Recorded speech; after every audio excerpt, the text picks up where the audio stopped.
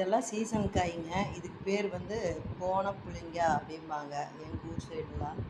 இது வந்து ஒரு சீசன் இந்த மாதிரி வெய்ய காலத்தில் மட்டும்தான் கிடைக்கும் மரத்தில்.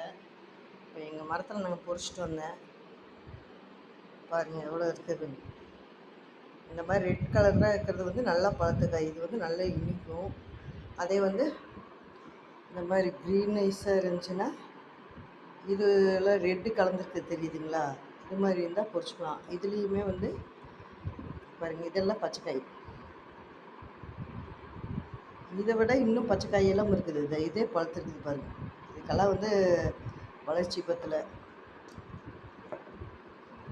இந்த பச்சைக்காய் இதெல்லாம் கொஞ்சம் இனிப்பு கம்மியாக இருக்கும். ஆனால் இந்த மாதிரி ரெட்டிஷாக இருக்கிறதெல்லாம் வந்து இனிப்பு சூப்பராக இருக்குங்க.